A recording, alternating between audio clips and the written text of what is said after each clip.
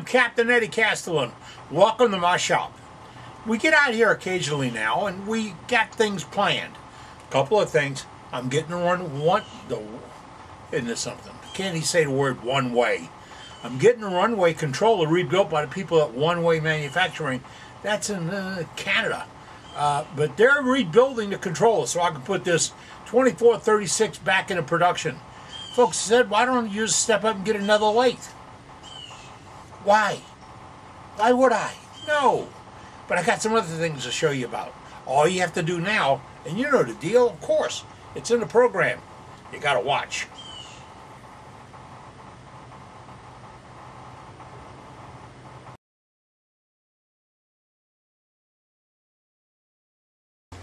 Let me start off with a few things. This is Wednesday, February 14th. Wow. 2018. All right. So now I got the date right. Okay. What is today? Today is the day after Mardi Gras in New Orleans. That way. New Orleans, about 2 miles that way. This is also known as Ash Wednesday to most Catholics and religious folks who believe in getting the ashes and all that. All great. All good. Hey, honor your God. Really. And then today is also Valentine's Day. Now, you think, what's a crusty old fart like me worried about Valentine's Day? Oh, guys, I hate to tell you this. I got married 28 years ago today. 28 years ago, that's right. And I talked this lovely girl into going out with me, and then we got married about a year later. And I can tell you, I joke about her beating me with a stick, chasing me around, making me answer the phone. That's right, when you call our number, I'm the guy that answers the phone. But I tease a lot about that. There's no teasing. I found the one. It was 28 years ago today when I married her. 29 years ago in a couple of weeks when I first met her. She's a great woman, takes care of me, and I love her with all my heart. Cynthia Ann is my darling. And y'all know her as management, but she's what kept this little diggle vertical when I went horizontal. And nothing about it, guys. Things happen in life. It's called living. And when those things happen, you have to get through it. I got through it pretty good. It's been almost 4 years since I had a tumor removed, which gave me a stroke, which knocked me out, and all this other stuff. And you don't know how hard you're hit until you're hit so hard you can't imagine what's going on around you. Really. So if you get a moment today to just take a minute and thank somebody who's been involved in your life, your wife who's helped you through tough nails, your girlfriend, your friends, your buddies, whatever, thank them. Just say thank you. You don't have to say what it's for. Just thank you. Because it really helps with people. Now, I told you about that Valentine's Day thing. Because I came out in the shop to make a few knickknacks. And with the one way not working, I got to get out. And I'm looking at a couple of different ways to hold parts and pieces. Now, this is a ink pen mandrel made for PSA. And it's all crudted up and everything because it's been back here a couple of years without being used. And what I'm going to do today is take a flap sander and clean off the surface rust and then go in and buff it off real good and clean it up, because this is still good, still useful, still a hell of a tool. It's the adjustable one where you can loosen this nut, move it back. I like the spacers. I do leave it out all the way and just put spacers on it. And I put a drop of super glue to hold those things together. But that is a pen mandrel. I want to get this right. This is for making pens. Oh wait, you can turn bottle stoppers on it? Yeah. You can turn seam rippers on it? Yeah. You can turn about a dozen other different projects? Yeah. Where do you get them all? I go to Penn State Industries. Those people got so many kits, so many things going on, you will find something you can do. Here's the better part. You'll find something other people really, really want. And it's not that hard to do. So if you're just getting into this, think about it. Does your wife do sewing, knitting, needling, knitting, arts and crafts with seam ripper. You can get them in a little kit to go around their neck. Now, be careful they don't put it around your neck, because that's what they're going to use to go right through there. Go right through there, you're done. But they have a lot of projects like that that you can get into with a pen mandrel. So when you buy the mandrel, don't buy the cheapest. Buy the most adjustable. There's no frills, there's no benefits, there's no little square balls that'll fall off and all that. That ain't going to happen. Just get one that's adjustable. You'll be happy with it. Now, when we're talking about mandrels, we got to talk about my lady friend, Ruth Niles. Yes, she's a lady, and she is a good friend. Ruth Niles has Ruth Niles stainless steel bottle stoppers. This, in this hand, right here, this is a bottle stopper mandrel. It's got a 3/8 inch 16 screw in the end of it down here. And what you do is you take your block of wood and you drill it. Oh, I thought I had one right here. Ow! I went crazy. I'm cleaning up, throwing stuff away. You drill a hole. She'll get you the bit too, and then you put the why this thing back up? All right. Then you put the block of wood on, and you spin it. Now, when you get started, I'm going to help you out to get started here. When you get started, you want to be between centers. So you put this in, and you hold it in place, and then you bring. I'll talk to you about that in a minute. Then you bring up your tailstock and press on the wood, and that holds it between centers so you can shape it. You can knock the corners off, get it down, and get a basic shape going that you like.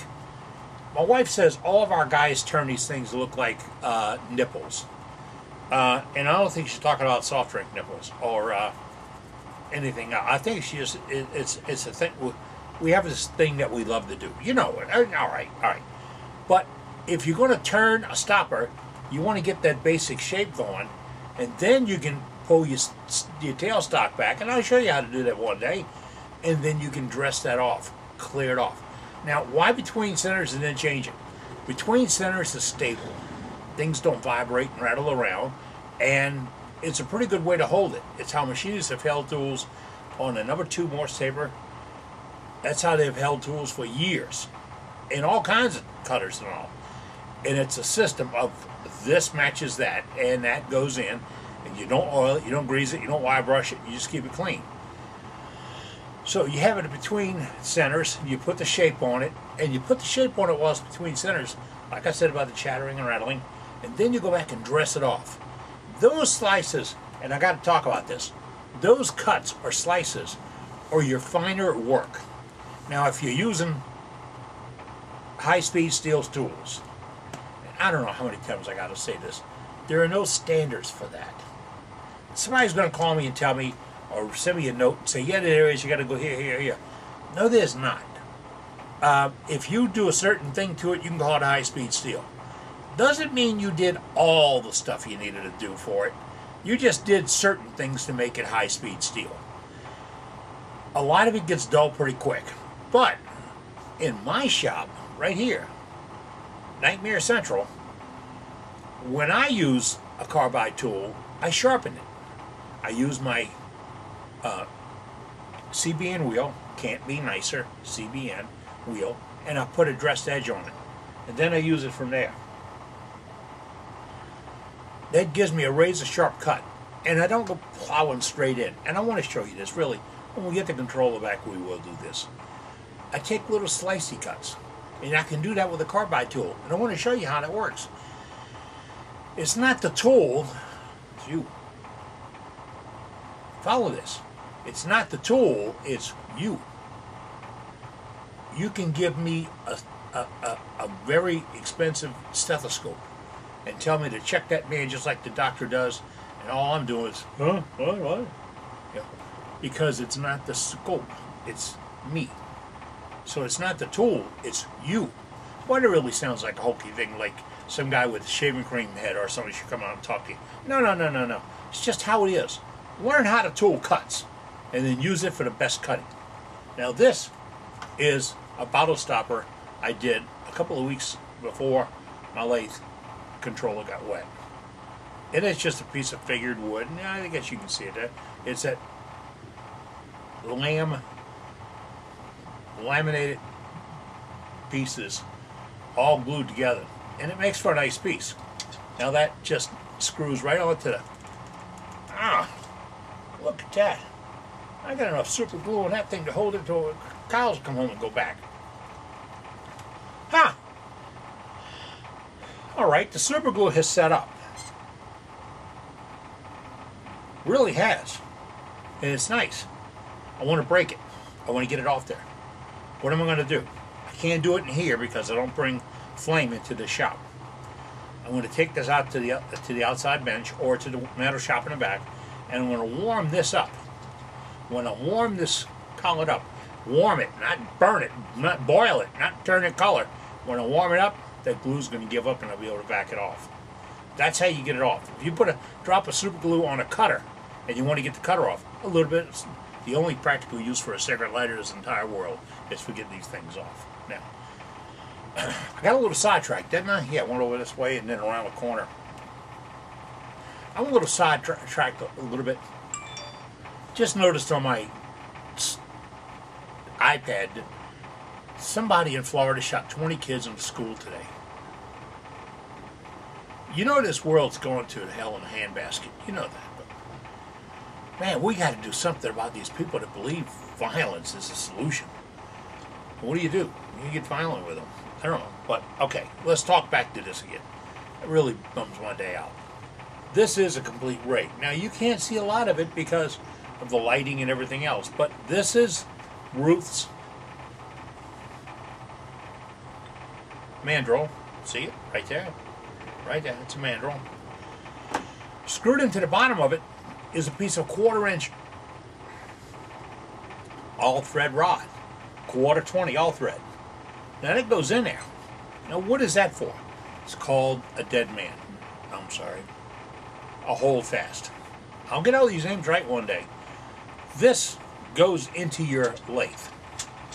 Right. And almost all lathes, maybe not all, but almost all lathes, have got a hole through the tube stock.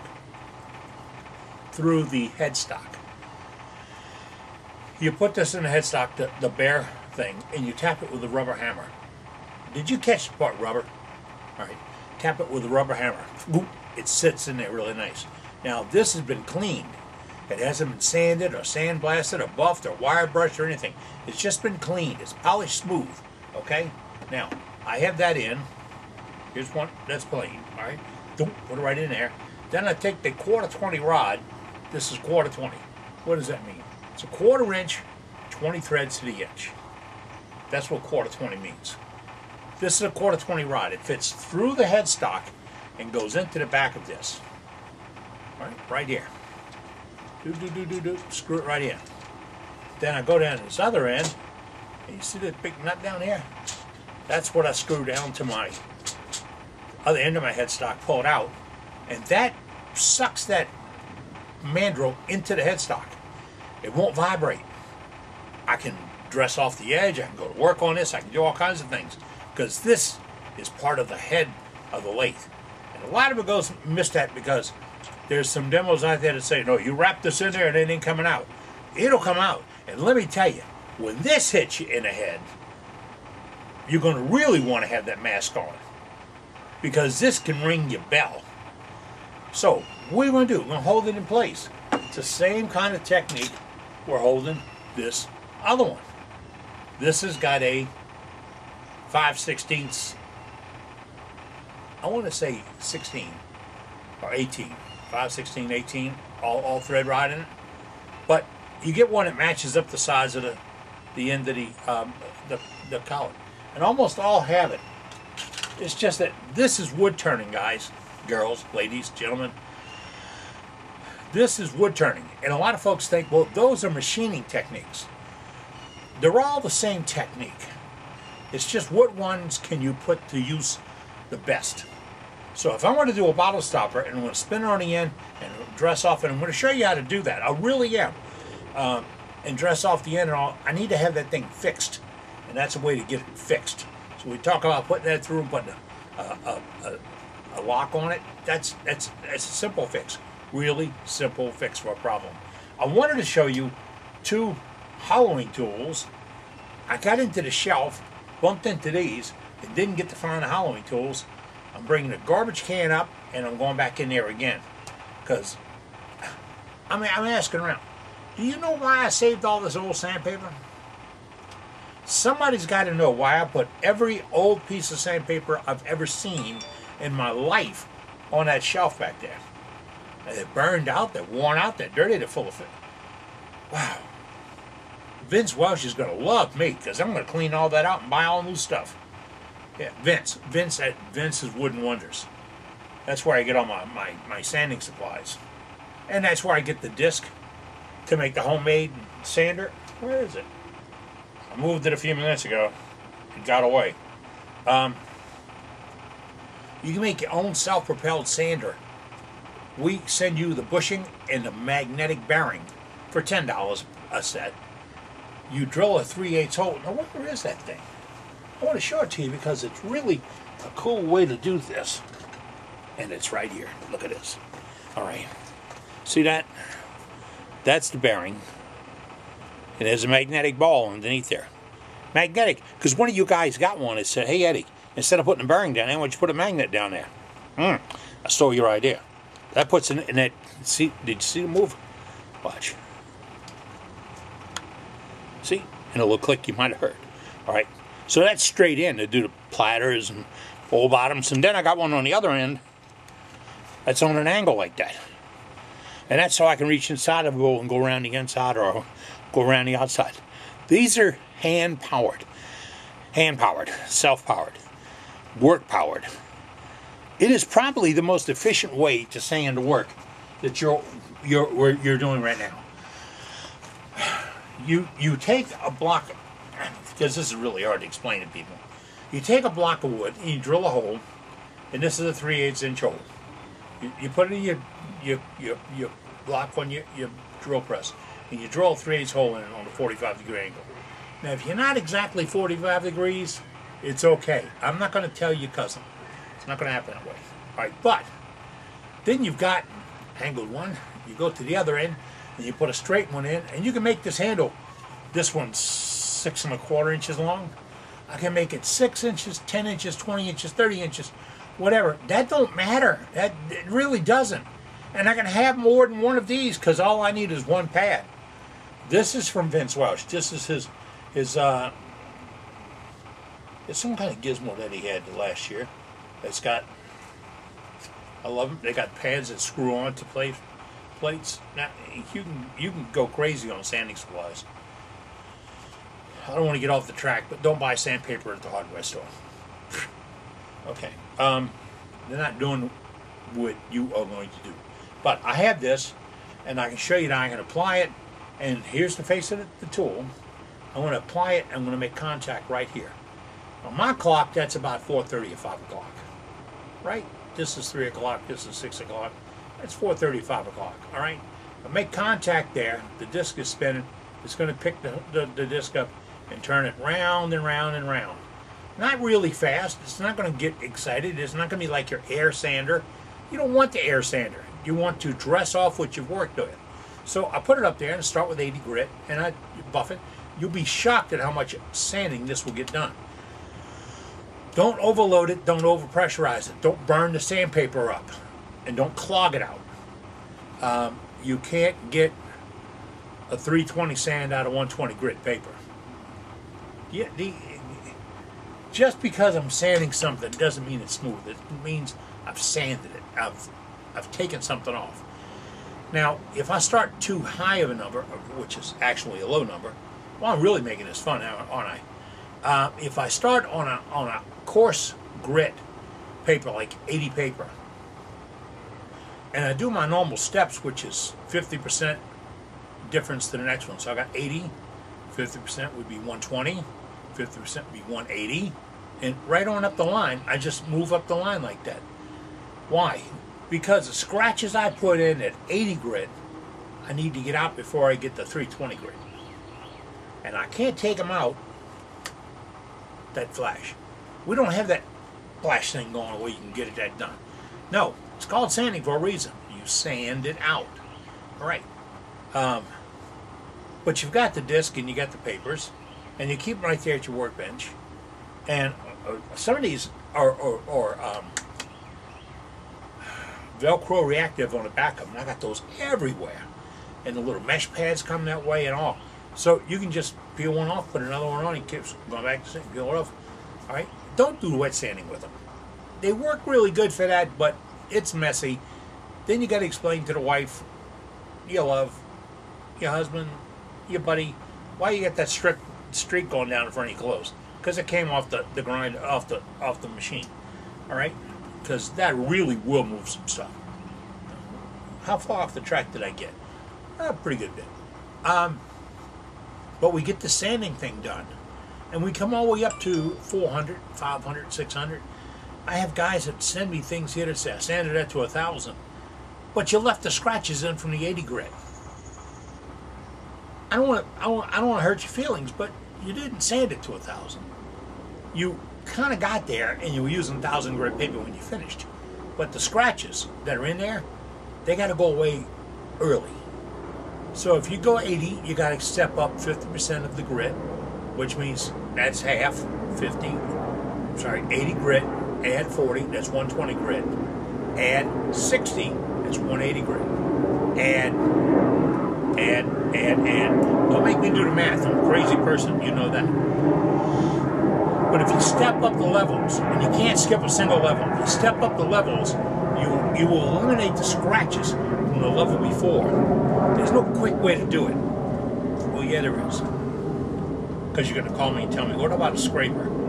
You can scrape beam better than that. I watched Gorse Duplessis. And there should be a halo noise coming when I say that. Gorse Duplessis. He passed away recently. He was a master wood turner. And I said something about, so you can't sand it out. He said, I'll scrape it out. And he pulled this righty looking scraper out of his back pocket, and he scraped the piece down to really smooth and clean. Really nice. Because he said, years ago, we didn't have all those varieties of sandpaper available, and we still had to get work done. I think years ago he was talking about BC. And I don't know if that means before him or what, but it was BC.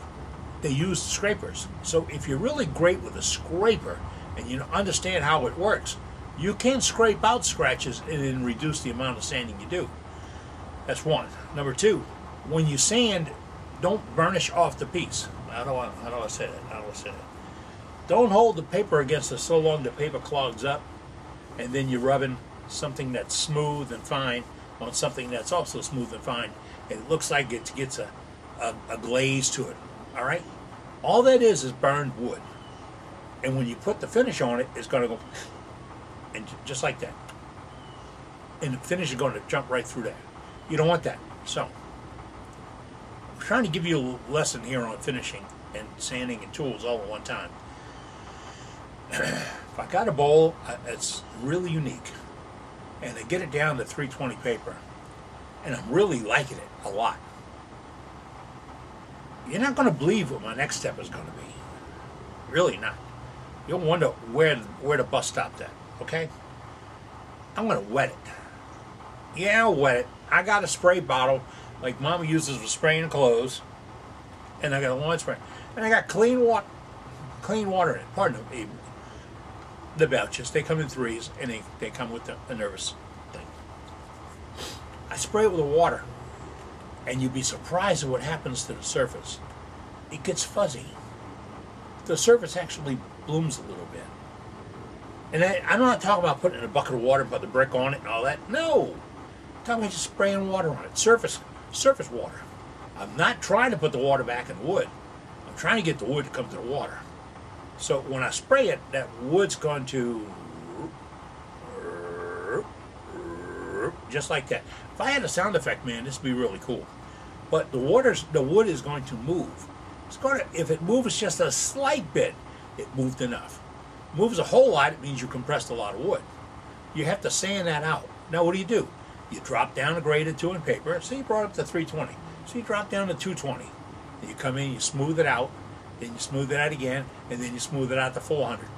then you like it. And if your paper's not clogged up and looking shiny, then you're actually cutting wood. And then you've got a good finish. That's when you put the sealer on and go to the go to it. And yes, I did say put the sealer on it. You can put shine juice on it, sealer on it, whatever, but then you're going to go to finish. So, all right, that's a little mini thing that we had to get done. All right, we talked about the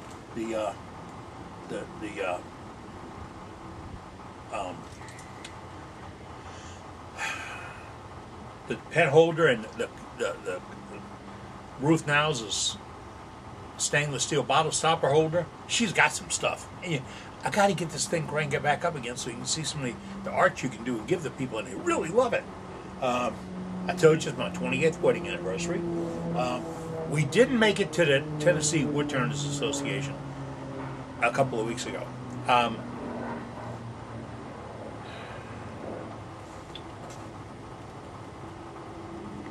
Here's the deal. I'm currently in therapy. When I had the brain tumor 3.5 years ago, it put me into a stroke. That shut down parts of my brain and took some things away.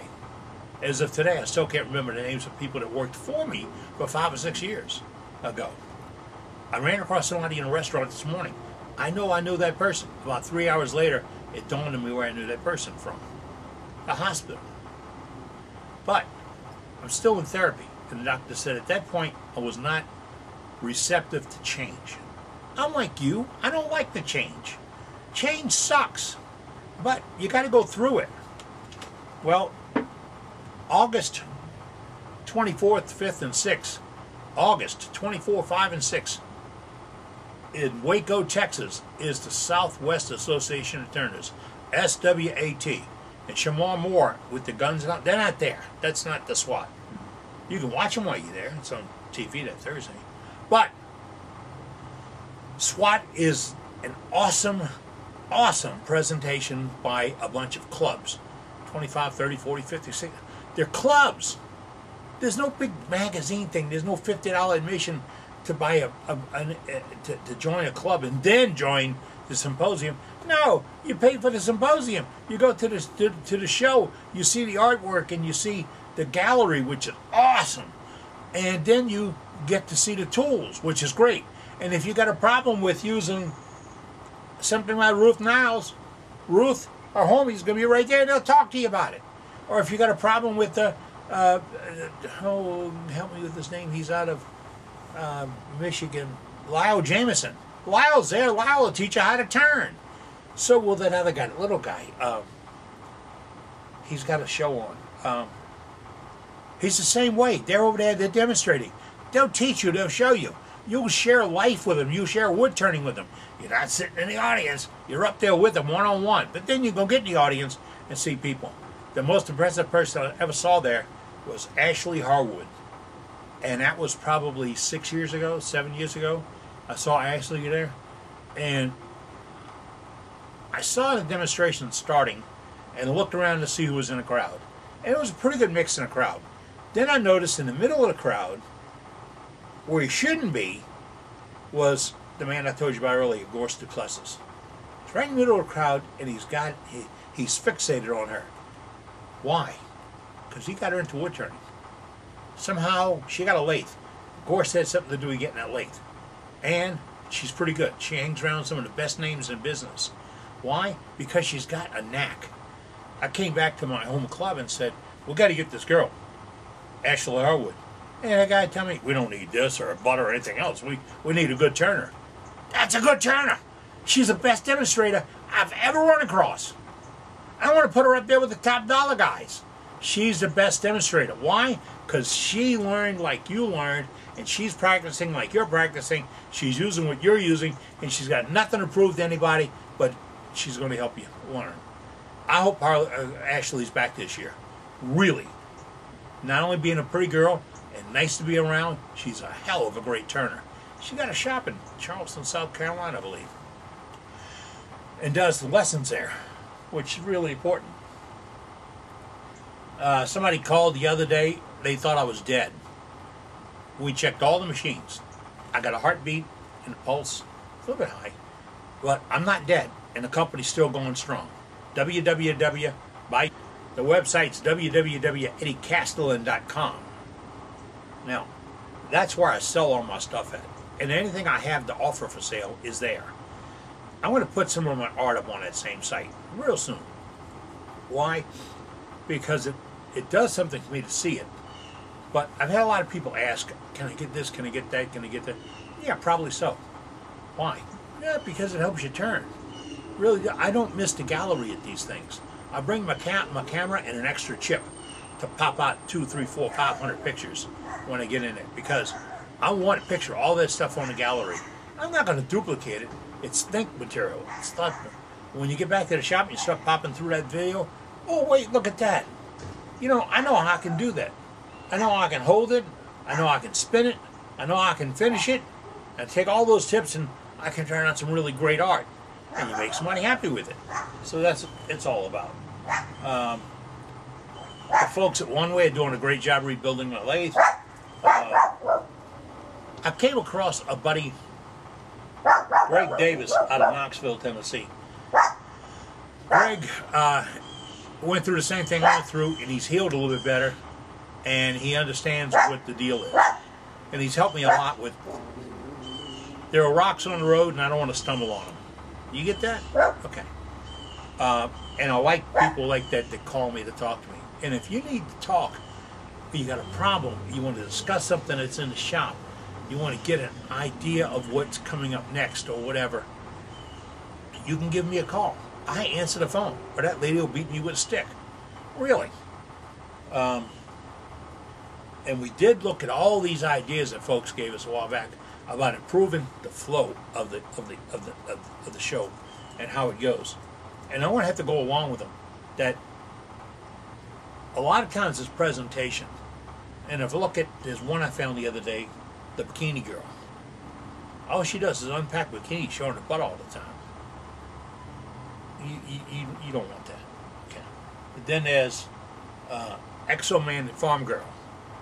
Guy's an actor, and his wife is really a nice lady. She's like 52 years old, but really well trimmed and fit and pretty, and a character, a real character. They put her in a bikini as much as they can. You don't want. I didn't think you did. And then there's Darcizzle, and she's a fishing girl down in Florida. They put her in a bikini every chance they get. And honestly, I don't see the draw. At least that's my argument now. But we've tried a couple of things to help us along.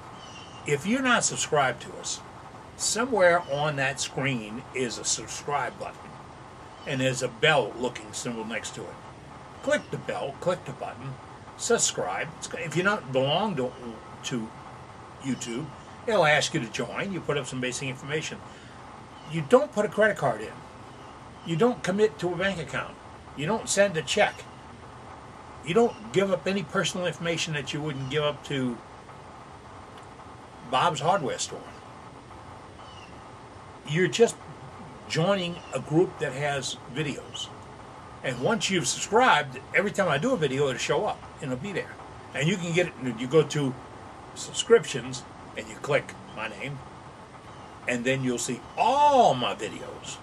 All of them. It's 400 of them, 300 of them right now, 300 or 400, whatever. Which is great. I like Carl. But that's why the videos change. That's why we keep doing updates.